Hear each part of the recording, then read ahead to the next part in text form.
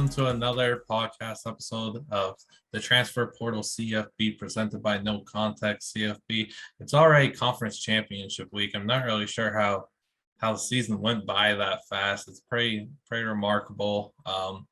Mixed emotions for everybody, obviously, with the season coming to an end. But we've got a great episode lined up for y'all with a really good guest.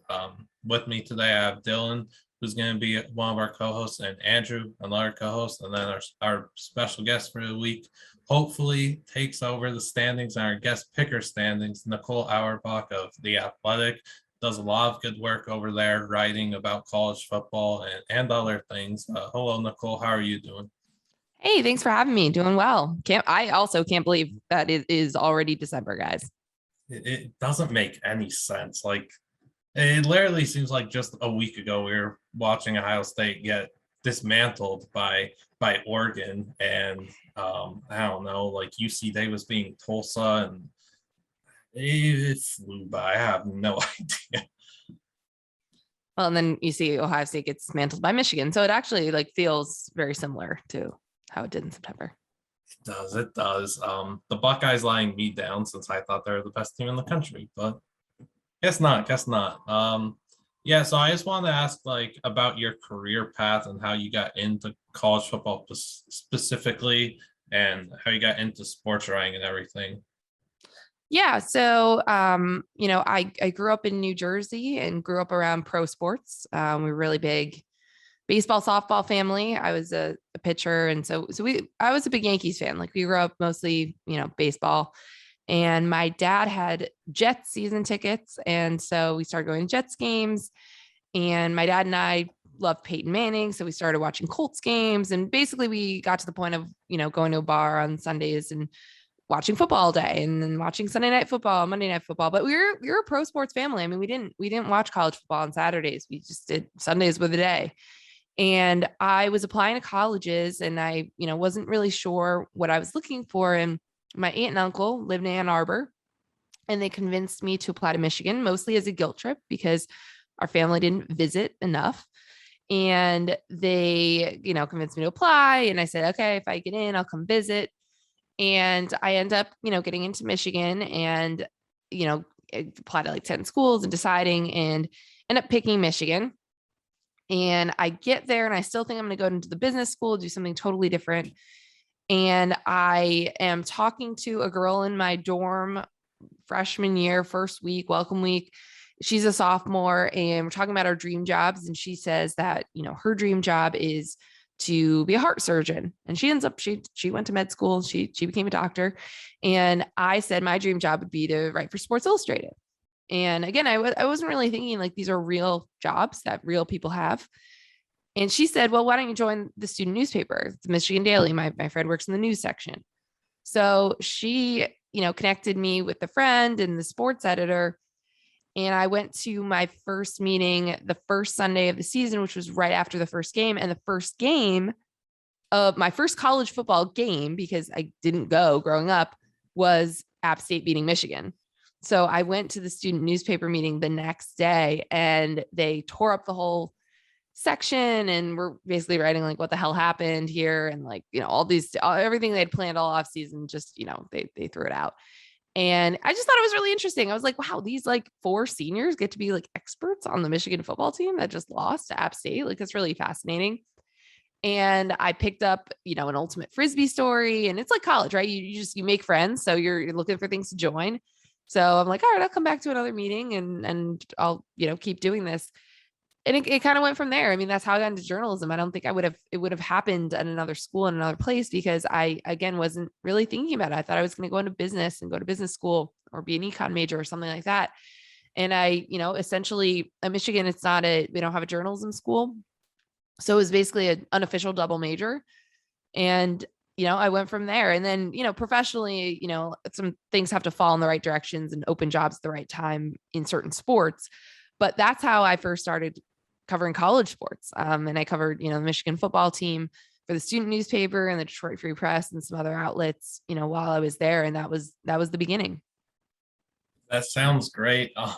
Starting off for your first college football game to be such disappointment has got to be it just seems so fitting for a college football fan. I don't know with how much disappointment we all endure all the time. I don't know. I'm a UCLA fan, so it happens quite often. Andrew's a Minnesota fan. He saw his lads lose to Bowling Green this year, and Dylan's an Oregon fan. So I mean, he's had his fair share of disappointment. It obviously doesn't equate to App State and the historic game that was. But I don't know, seeing that as your first college football game, regardless of being a Michigan fan or not, had to be quite something. Yeah, it was, again, you go in, and part of the reason I picked Michigan, which is, part of the reason so many college football fans end up at schools like Michigan are, you want that sense of community. And, one thing that was really important when I was looking at colleges was I wanted to see that people were wearing hoodies and wearing gear of their school, like on campus, that they were like excited that they went there and they were proud of it. And so, you're going in and, again, like I was not from Michigan, not, well versed in it, but I knew that they had the 1-2 game against Ohio State the year before. And everyone, all my friends who were years older were talking about what a great season that was. They were undefeated at home. It was a blast, all these things. And for that to be the first game and to just be like, shell shocked, like I just remember how silent it was to walk all the way back to my dorm room. And, I have this shirt that, has all the games because it's a student, t-shirt that comes with your tickets. And you're like, I don't actually want to wear this again. It says App State. Like people are just going to ask me about that game now all the time. So yeah, so it was definitely a fascinating entry into the sport. And I was also at Michigan for the worst 4-year stretch of Michigan football history in terms of wins and losses as well. So I think it's important in this sport because, as you mentioned, like everyone, part of what makes you a fan is going through the gutting, painful losses.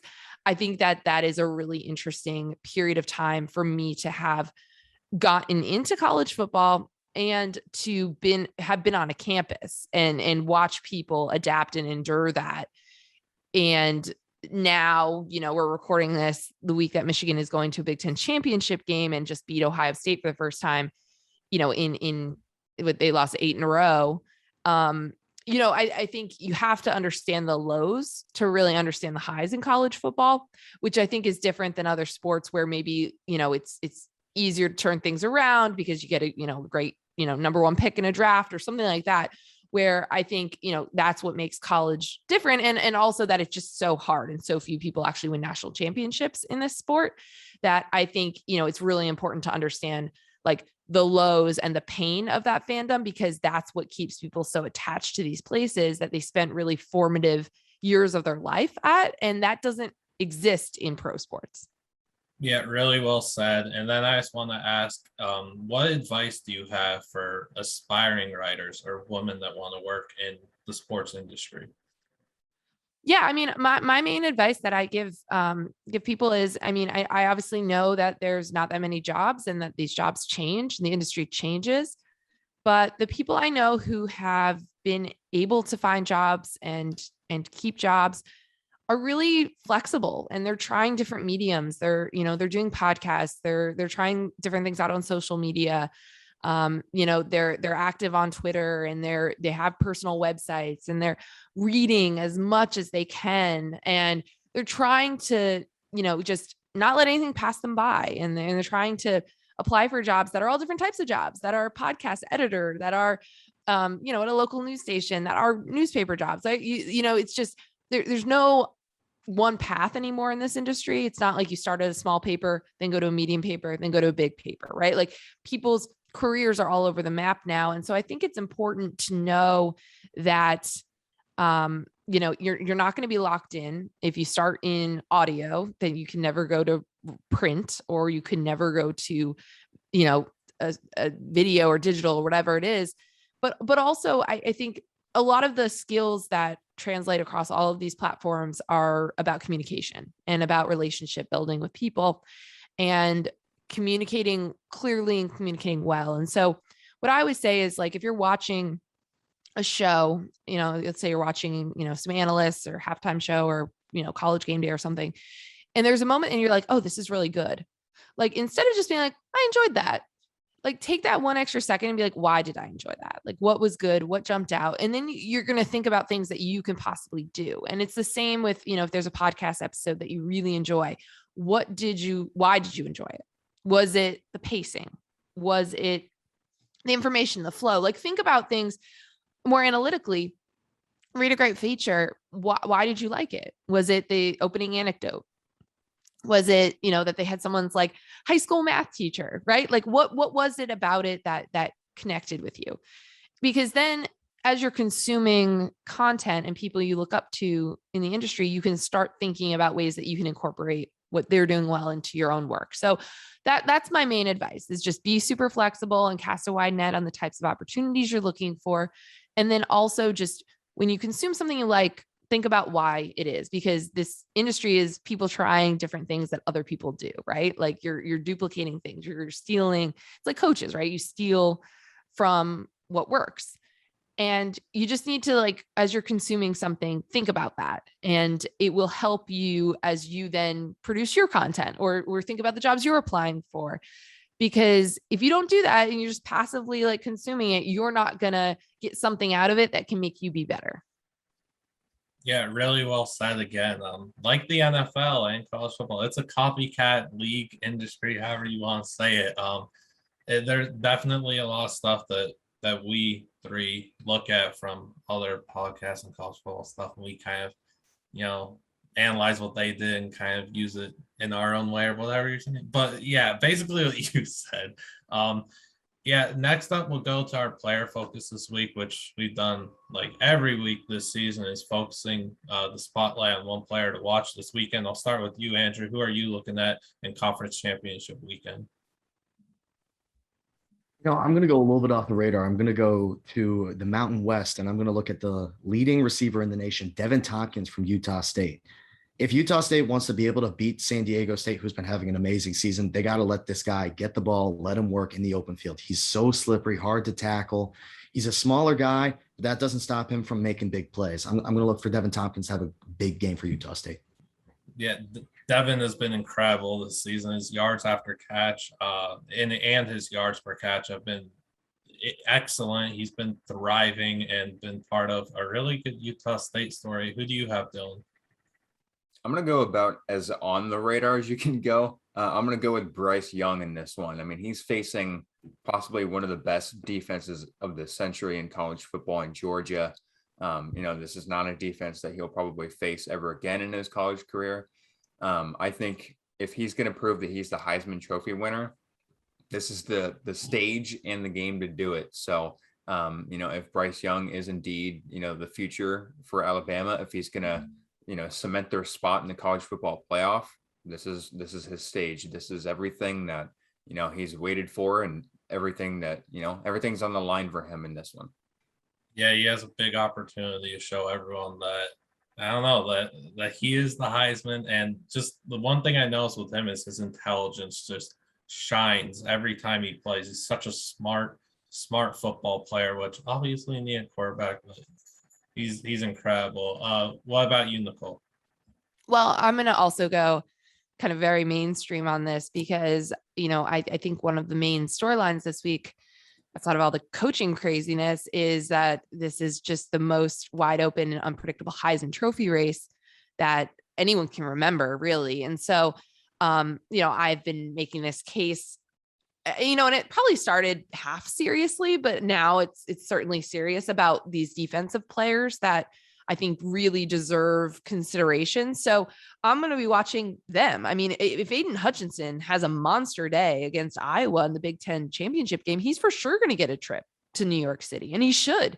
And he has been, because I think this year there obviously, there haven't been the, undoubtable, the perfect quarterbacks of these, the Ohio State and Alabama and Oklahoma quarterbacks that we're used to just automatically penciling in for the Heisman. But I think too, my colleague Ari Wasserman put it this way, that a mentor once told him the way he looked at his Heisman vote was, what is the story of the season?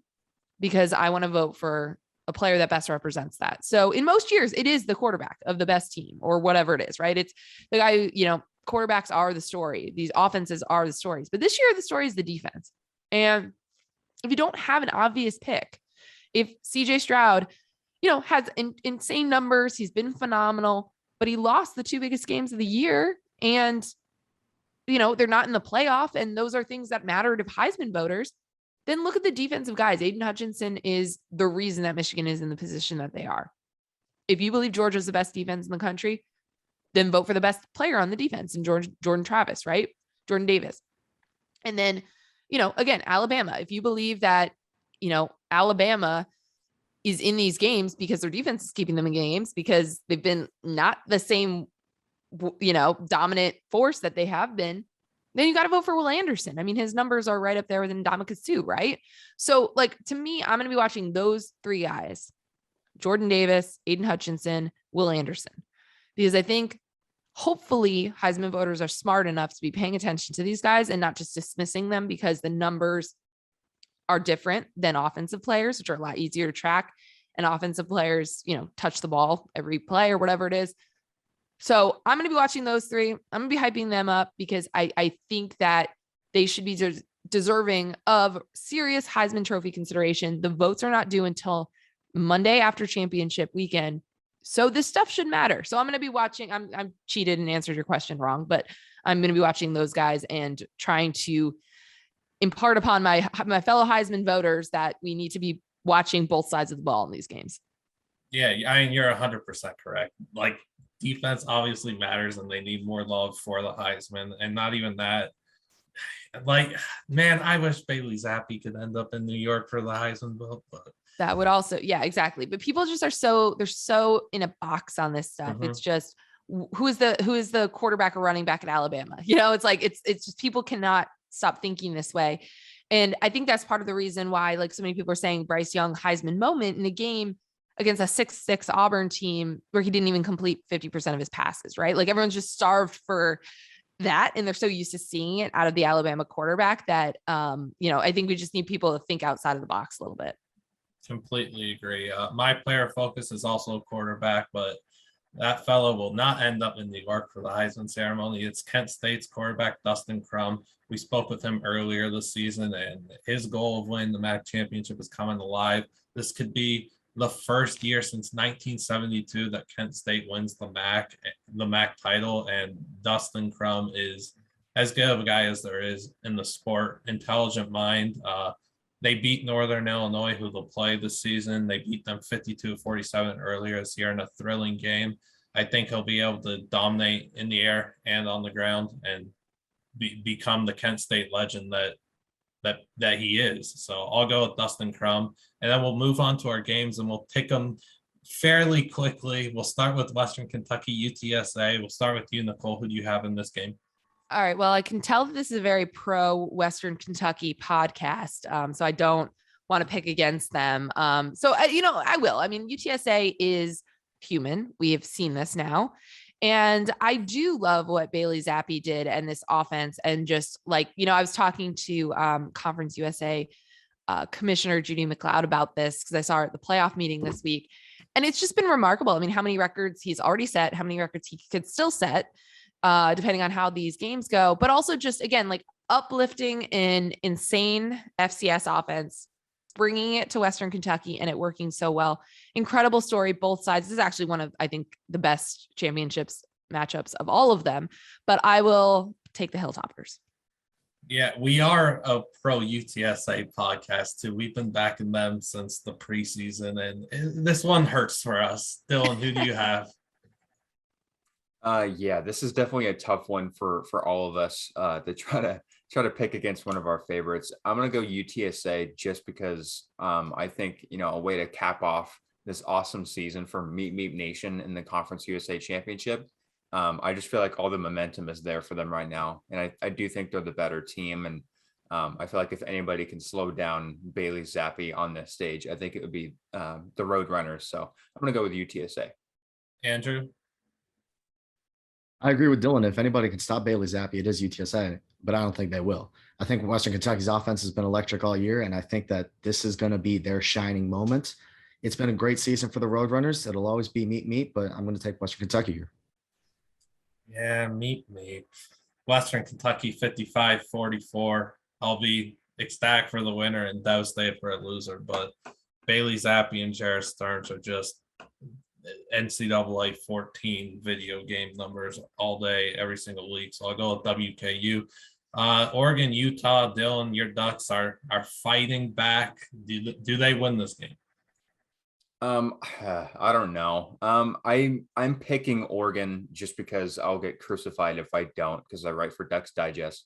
But on their roundtable story where we make our predictions, I picked Utah only because I was wrong the last time I picked Oregon, and Oregon got boat race. So I'm only picking Utah because I think the reverse psychology thing will happen, but I don't want to have Utah next to my name on the graphic, but I'm going with Oregon.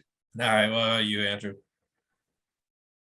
Everything in my mind says point towards Utah because of how badly they beat Oregon, but I'm still going to take Oregon. Do I have a reason why? No, I'm just going to pick Oregon. What about you, Nicole? Yeah, I'm also going to go with Oregon here, just because it's really hard to beat the same team twice. And I just think that the Ducks have had such a weird season, and I do believe in Anthony Brown, and I believe in Kayvon Thibodeau and these guys. Like they've just had such weird games where they've played extremely well. Like, we know the ceiling is high, we know the floor is not great, but I just think it's too hard to beat the same team twice in such a condensed time period. And I thought, heading into the likely that they would play each other twice, that Utah would get one of them. So I'm going to just stick with that, and that they already got theirs. Yeah, I went with Utah 27-24. I think we'll see a late field goal win this game. I just can't pick against Utah. So again, for Ty Jordan and for Aaron Lowe, Utes win. And then we'll move on to Baylor, Oklahoma State playoff implications here. Andrew, who do you have? I think that this championship game has the biggest possibilities of a big upset. I think Baylor has a very good chance in this game, but I think Oklahoma State's offense is going to do just enough to give the defense what they need, which is a good lead. Oklahoma State's defense is elite, and I think they'll be able to pull it off against Baylor and go to the playoff. Dylan? Yeah, I can't really say it any much better than that. I think the defense for Oklahoma State keeps getting better. I think they're going to wear down this Baylor offense. I think Oklahoma State is going to be, kind of just on the outside looking into the playoff picture, and maybe some chaos happens and they get in, and our savior Jack Mack is correct. So I'm going to Oklahoma State. Nicole, do you have the Pokes winning? I do. I also trust in this defense. I don't know if Baylor has said who's going to be quarterback. Do we know if Bohannon's? So. Yeah. So I think the uncertainty there is tough. And we've seen, what Oklahoma State does to less experienced quarterbacks. I think they are going to make the playoff, because I think as long as Georgia beats Alabama, I think Cincinnati and Oklahoma State are well positioned. So I think they win and they eventually get in. I also took Oklahoma State. I went 27-13. The Big 12 plays defense. Can people kind of realize that already? This is not the same conference it was a few years ago. The Pokes have the best defense in the country that's not in Georgia. So these fellows are insanely good, and they deserve a lot more respect. The early part of their season is still in people's minds. This isn't the same team that struggled with Missouri State and Tulsa and beat Boise State by one. Much better team than they were. Let's go to Detroit for the MAC title game. Nicole, who do you have between Kent State and Northern Illinois? I'm going to take Northern Illinois because they play all of these one possession games and 1 point games, and they win a lot of them. And I just think that's been the story of the MAC, that all of these teams have been so close to each other, really bunched up and really hard to get clear separation. So I'm going to take the team that I'm pretty sure this is true, that they've played the most 1 point games out of anyone in the country. And I just think that there is a battle tested nature to them that exists. And then Rocky Lombardi, great story, having a great season there. So I will take the Huskies. Yeah, I'm sure that they've played the most one. They've played like a bunch of them, and I don't think anyone else the MAC has all the teams that have played the close games, and they've played the most. Yeah, and they have a negative point differential on the season, so it would make sense. Dylan, who do you have in the MAC title? I'm going to go Kent State. I just think they have too much offense. They're one of the few teams that averages more than 240 yards passing and rushing. I think they're a top 10 offense in the country when everybody's healthy. I don't know if Northern Illinois can match up with them. So I'm going to go with Kent State in a close one. And of course, given, Northern Illinois season. Yeah, Andrew, who do you have? Yeah, I can't really say much better than Dylan. I really want to see the two-headed monster of Xavier Williams and Marquez Cooper run on Northern Illinois, so I'm going to take Kent State. Yeah, Marquez Cooper is an NFL back. There's more NFL talent in this game. Northern Illinois receiver Trayvon Rudolph starring as a freshman. I went with Kent State 45-28. I just think their offense is too dominant, too lethal. And for the first time since 1972, Kent State's gonna win the MAC, which is crazy with the amount of parity there is in this conference that they haven't won in that long. We'll do the Mountain West game real quickly. Utah State, San Diego State. Who do you have, Dylan? I don't want to pick San Diego State, but I will. Every time I pick against them, I'm wrong. So I'm going to go with the Aztecs. Nicole, who do you have? Well, I mean, the best player in college football. I cannot choose against. I have to go with the punt god, San Diego State. I mean, but I want it to be close enough that there's like a lot of punts. Yeah. If that's like an answer I can say. That's a very fair answer. You're probably rooting for like 9-3 or something with I would be thrilled. I would be totally fine with that. Yeah, Andrew, who do you have in the Mountain West title? I'd be kind of hypocritical. I'd be kind of hypocritical if I didn't take Utah State after talking up Devin Tompkins. So I'll take Utah State in the upset. I also went with Utah State 23-20. I don't know why. It's been a really good story all year. Blake Anderson is thriving in his first year at Utah State, and it really has been one of the best stories all year. They're picked to win 3 games. They've got 9 or whatever, and they're thriving. App State ULL is next. Andrew, Take the run attack of App State over ULL. Dylan. Yeah, same. I think I'm going to go with Appalachian State. I've been high on Appalachian State all year. I love Louisiana too, but I'm going to go App State. I love what they've put together this year, and our guy Cameron Peoples, I can't pick against them. So I'm actually going to go App State. True. Nicole. You guys heard that my first college football memory involves App State. I have learned to never underestimate the Mountaineers. So in most situations, maybe not, in situations where, other teams in their league are world beaters, but this year people are beatable. People are human. So I will pick App State because just karma. Also going with App State 31-23. I'm still mad that they blew it against Miami. They should be 11-1 right now, but it is what it is. Cam Peoples and Nate Noel, disgusting running back duo. Georgia, Alabama. I guess this is a big game. Nicole, who do you have in the SEC title? Georgia. I mean, I know that we can't eliminate Alabama until they lose, and that, even though they've been in a bunch of games this year that they probably should have lost, they have found ways to win.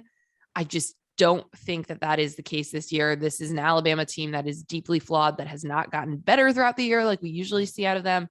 And I will say, I think we've been kind of assuming a lot of things about Georgia, and they really haven't played anyone that's pushed them both offensively and defensively really in quite some time. So it might be closer than we think, but I think the Bulldogs are going to take care of business, officially eliminate Alabama from the playoffs. So we will not have Alabama. We will not have Ohio State. We will not have Oklahoma, and we will not have Clemson. So I think that is where we are going to go when all is said and done, Atlanta. That sounds like a really good year, and college football fans before season would have been hyped for that. Dylan, who do you have? That sentence you just said made me smile. I'm gonna go with Georgia. I feel like this is a game where Alabama's gonna win, but I'm just gonna pick Georgia to be safe, which is crazy. Coming into the year, I didn't think I'd say that, but I think Georgia's defense is gonna do what it needs to do. I'm gonna go Georgia. Andrew, what are you picking? I think it would be the most college football thing ever if Alabama, who's been in close games with Arkansas, LSU, and a lot of other slightly mediocre teams, to beat Georgia, but I'm going to take Georgia and probably end up being wrong.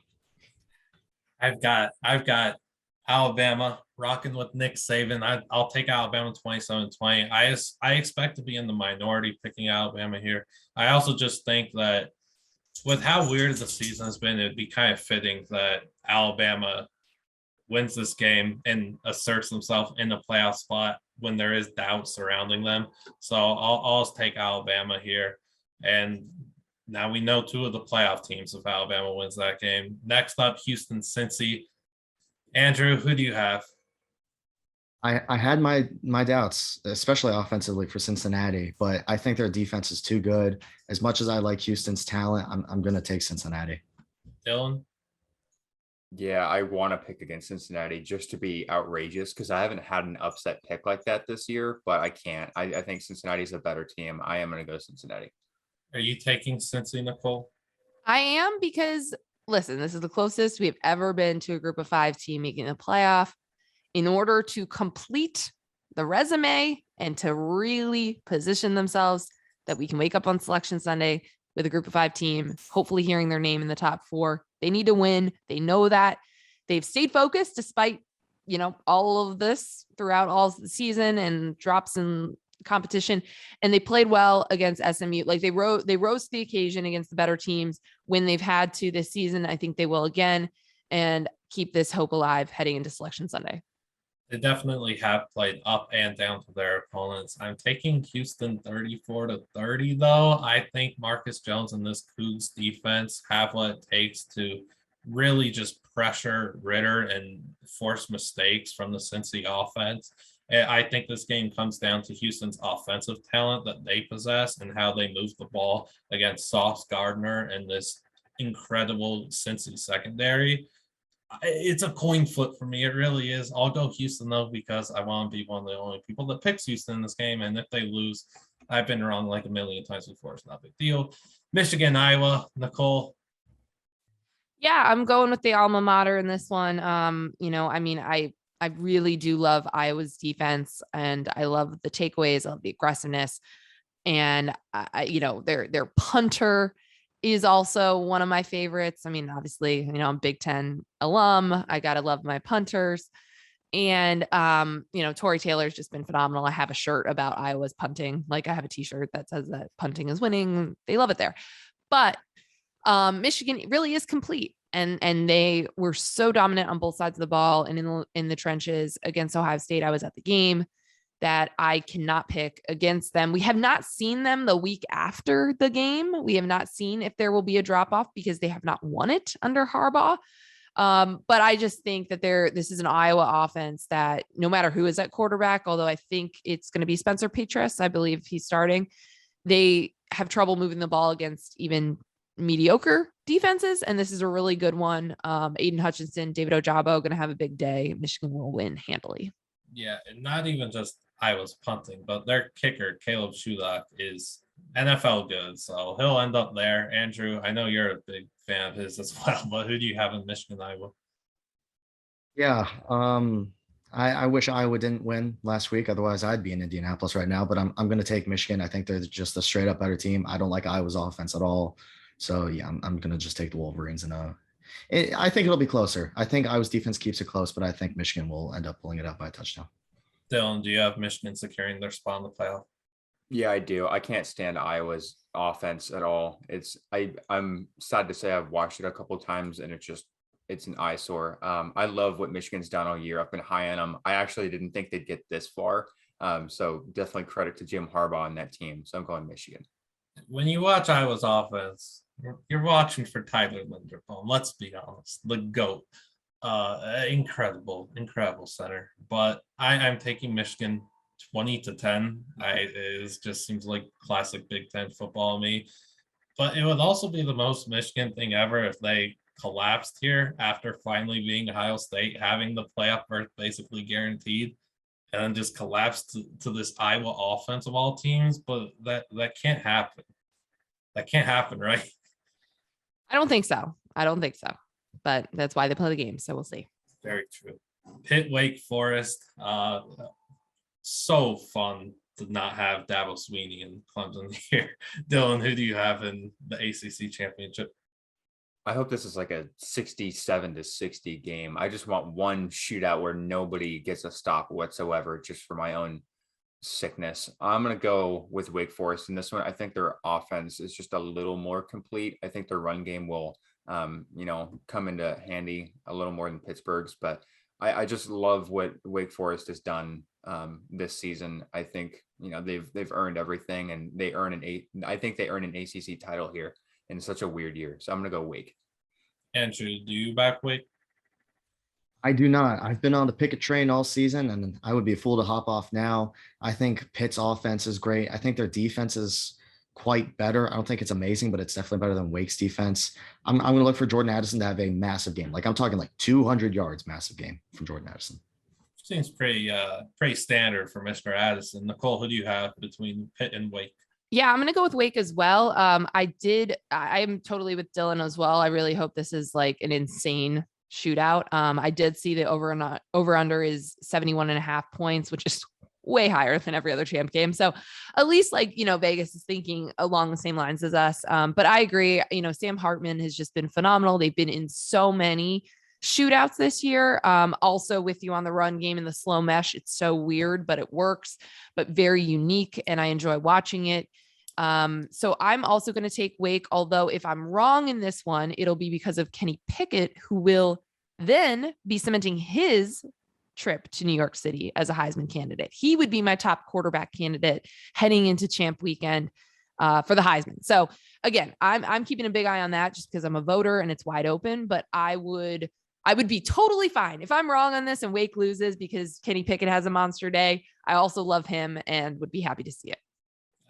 We really could be talking about Pitt as the ACC rep for the playoffs if they didn't lose inexplicable gains to Western Michigan, who disappointed in the MAC, and then Miami. Like, they really could be undefeated right now. And I'll go with Pitt 48-35. I just think Wake's defense is just too abysmal for me to pick them.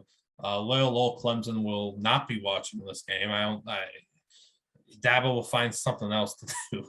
I agree with Andrew, though. Pickett and Addison are going to have a field day, and Wake needs to get Ja'Cory Roberson the ball more. His usage has been down the last few weeks, and it's dumbfounding. A.T. Perry had like 23 targets in a game that Roberson had 2. And they need to figure this out and get Roberson the ball more. I don't care if he's covered by 8 people. Figure out how to get that man the ball and let him thrive, because he is one of the best receivers in college football. But I'm going with Pitt, and that'll do it for our 10 picks. Hopefully Nicole could surge into first place. I think she needs to go 8-2 to do that. So best of luck to you, Nicole, and thank you for coming on our podcast and helping us out. Really appreciate it. Absolutely. Hope you guys enjoy the weekend and the rest of the season. Yeah, and where can people find your socials and everything? Yeah. So, written work is at theathletic.com, and I am on Big Ten Network, SiriusXM as well, TV, radio. And then it's just at Nicole Auerbach for Twitter, Nicole_Auerbach Instagram. And I'm too attached to my phone, so I will be in one of those places at all times. Thank you so much. Make sure to go follow her and listen or read all her work. She does an incredible job, and we really appreciate her coming on and doing this. And make sure to like and subscribe to our YouTube, because that'd be greatly appreciated as well. So thank you again to everyone who watched or listened to this. Enjoy the conference championship slate, and we'll see you next week.